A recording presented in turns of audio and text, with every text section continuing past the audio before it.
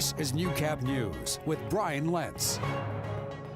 Good evening and thank you for joining us. A scary incident in Playa del Carmen, Mexico has many travelers worried for their trip safety. This footage shows explosives going off on a passenger ferry, dropping travelers off at the city. The United States and Canada have issued alerts asking the public to be cautious while traveling to these areas. And in conversation with our suppliers who are on the ground in destination with many employees who are on top of these things, they have told us that the only changes they've made is to avoid using the ferries to the islands. While there may be uncertainty in travelers' minds, people are still not canceling their trips with spring quickly approaching. In all the years I've been in business, which is 40+ years now, we've never had a client involved in any of these situations.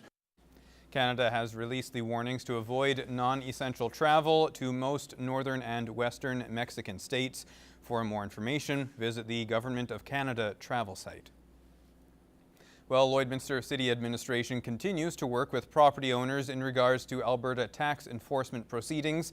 The assessment and taxation team made positive progress on reducing the number of liens that have been registered. Only 3 property owners have not paid in full, but plans are in motion for them to reach that goal. Arrangements were made. Those 2 out of the 3 are on regular payments right now. The 3rd one is just making some final arrangements to get caught up again. Albert says being able to cancel a public auction set up in January that would have sold off the properties was huge. Absolutely. That's the last thing we want to do, is hold a public auction for someone's property for tax liens. Tax enforcement costs are added to the individual tax rolls incurring the costs. Well, here at home, we have a cat and dog looking for their forever homes in this week's pet project. Baloo is a 1-year-old cat who required eye surgery when he first arrived at the shelter. He is doing fine now and looking for a family to love. Sadie is a 10-month-old dog who is full of energy. Here's John from the SPCA.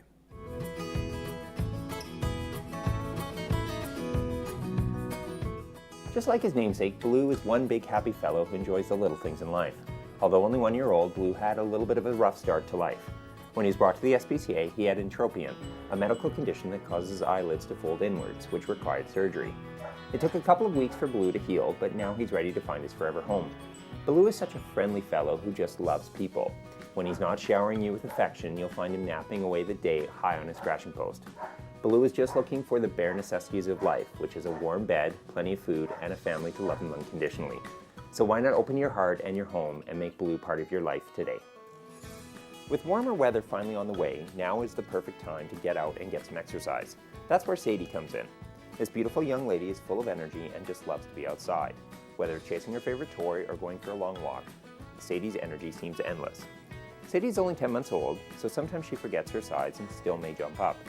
Therefore, she may be too much for the little ones. However, with a little bit of patience and lots of tasty treats, Sadie will learn quickly. If you're looking for a loyal companion to join you for some adventures this summer, then you just need to meet Sadie. Stop by the SPCA and say hi to her today.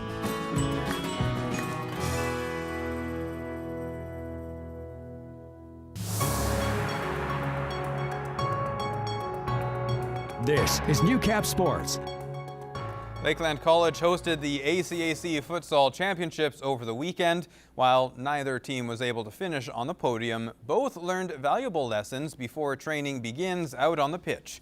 Josh Ryan has more. After beginning the ACAC Championship with a dominant 6-1 win, the Rustlers women's futsal team struggled on offense and defense, particularly in a 6-1 loss to end their tournament. We needed to execute better on a few of our attacking chances. We needed to have, there was some goals that the opposition scored that I thought that we should have stopped. And when you don't execute well in either third, you're not going to win many games. We lacked our confidence and trust in our teammates, and I think that's why we couldn't execute as well on our offensive plays. Despite a poor finish, Wagner believes the group is starting to learn what it takes to win. We're not talented enough to make the defensive errors that we've made and to miss the easy chances that we've had. And then executing when it is important is really where we're lacking, and we're getting better at it. After making it out of the round robin, the men's team couldn't keep pace with Olds in the semifinal or Medicine Hat in the bronze medal game, but battled hard in both contests. a core of this group, which is returning for next year, competed very well, showed a mental capacity to play in dangerous spots, not fold when it got real difficult. It was an eye-opener for several sophomores who didn't get game action 2 years ago. And now, as second years, all of a sudden, they're supposed to be leading the group, and it takes time for that to actually transpire. Both teams plan to use that experience as off-season training begins, as well as relish the experience of being the host school. We have so much fun, so it was like pretty nice to play at home because we're always on the road playing. The home crowd is always very exciting. It was a great opportunity to play here in our home gym. Josh Ryan, Newcap Sports. It was a year ago the Rustlers women's volleyball team stunned the CCAA, winning a national championship in Victoria, British Columbia. After a tough loss against VIU in the gold semifinal, the Rustlers still had a shot at bronze. Lance Phillips has more. Big hit. The Rustlers' struggles were well documented over the first 2 games of the CCAA national tournament. And after a devastating loss to VIU, the women rebounded less than 24 hours later to beat both Quebec's Les Alains de Garneau and Ontario's Humber College in 3 straight sets, winning bronze. But maybe more importantly, playing the only way they know how. We've been waiting to play that type of volleyball this whole weekend, and we didn't see it until tonight. And tonight we looked like the defending national champions. The last 2 days we've been fighting it real bad, and tonight, you know, we showed up and we were awesome. We just weren't ourselves through the weekend. Even in some of our wins, we just didn't have the flow that we're capable of. We haven't been ourselves this weekend, and so it was nice to finally come out there and, you know, do the things that we know how to do and play as a team. I think we were waiting all tournament for our team to come out and play, and obviously in the first 3 games we weren't our team, and I'm just happy that when we came out in the last game that there were the Rustlers for sure. But what spurned the sudden change in gameplay? It wasn't physical, but rather a mental obstacle that was overcome. I think we just lost all that pressure, you know, of defending our title, and it sucks because we wish we could have done it sooner for everyone. I think it was always in the back of our heads, you know, a repeat. You know, we thought about it all year. So I guess when we came here, we tried to ignore it, but it was a reality that we had to battle. You know, last year everything was awesome because we weren't supposed to be there. It was just exciting and there was lots of good energy. This year we expected to win. We expected to win the whole thing, and when things weren't going our way, it was really hard for us to you know, break the tension. Almost getting it over to net. The Rustlers' best game of the tournament was highlighted by a stunning change offensively. Their best players were just that, accounting for 47 kills compared to just 5 hitting errors. I don't know. I just had to figure things out as we went along. The second game wasn't my best, obviously, but I turned it around and just my teammates had my back, so they just told me to keep swinging. Ray ran the offense phenomenal tonight. Her decision making was great. Her execution was good. That allowed all the hitters to be good. And Annika and Shelby, they played free. They attacked everything, went after it, played fearless. It was awesome to watch. In the Lakeland College equipment room is a poster of a volleyball. And on that volleyball, a list of goals the Lakeland women hope to achieve by year's end. Amongst the list was a medal at the CCAA National Championships. And although bronze isn't the gold they hoped for, being 3rd best in the country certainly isn't a bad way to go out. Lance Phillips, Newcap Sports, Grand Prairie.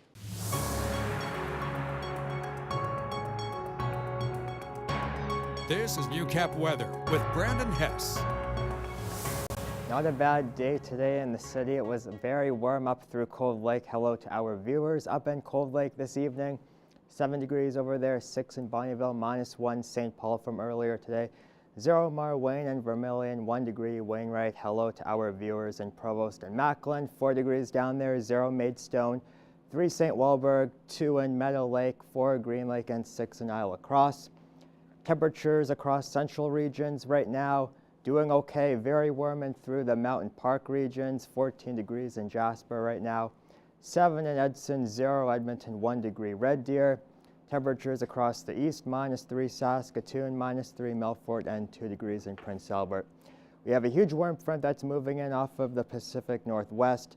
bringing in a lot of moisture with it. Right now we are just seeing some partly cloudy skies, but as the warm front continues to move in from BC, we will see a continued southeasterly flow move in against the Rockies, and there's also a chance of some flurries as we head throughout the week, towards the end of the week actually, as that pushes up against the Rockies, and temperatures are going to fall a little bit, and by a little bit I just mean into about the minus single digits compared to that above zero temperature we saw last week.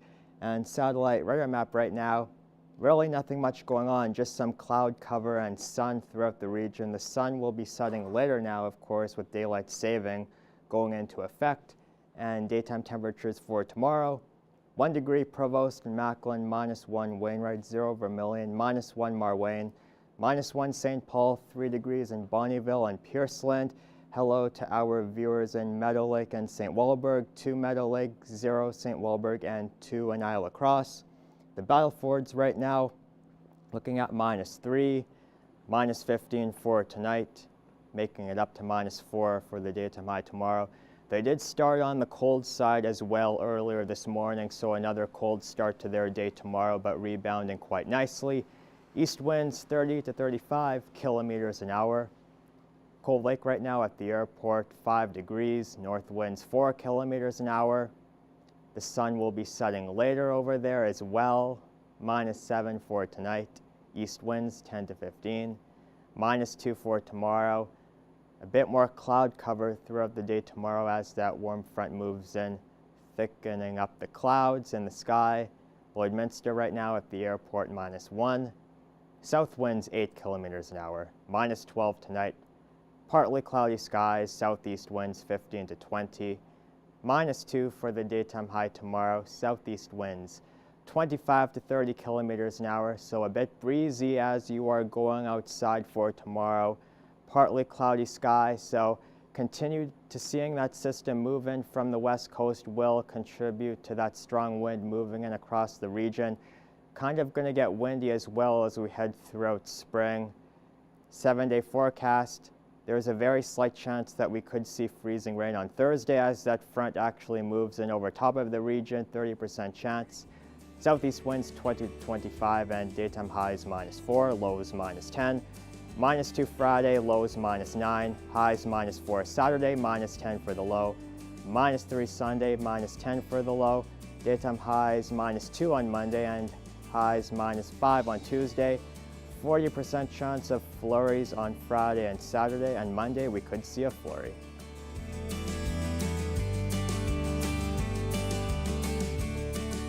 Well, the trade floor space at Agrivisions is always packed with new technology and innovation. Gerard Lampow discovers what's making big traction in our region. We sell the Jaguar machines, forage harvesters, the baler and hay tools, and the Lexion combines. The fascination with agriculture has always been about the tractors. Now this bad boy will set you back maybe about $390,000. The header is about $100,000, and they're used largely in our region for corn silage. We've got a corn header on our 840 Jaguar here. It's our 800 series machine.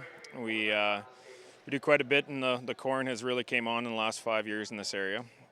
Cromery says that this is the most common one in our area, the 8-row corn header. We pick up more in the summer and that. We had a busy fall last fall with demos and the pre-sell for machines for next year and that. Overall, Cromery says it's been a good season, but what's his reading on the economy?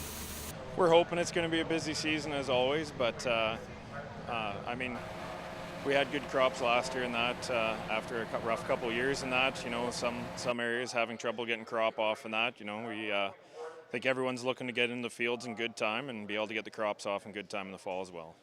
The modern tractor is more than your grandfather's vintage, with all the bells and whistles, including automatic spout control, GPS, and sensors for corn row guidance. This machine on that one, for features in there, see it's pretty nice and simple to run. Gerard Lampow, Newcap News.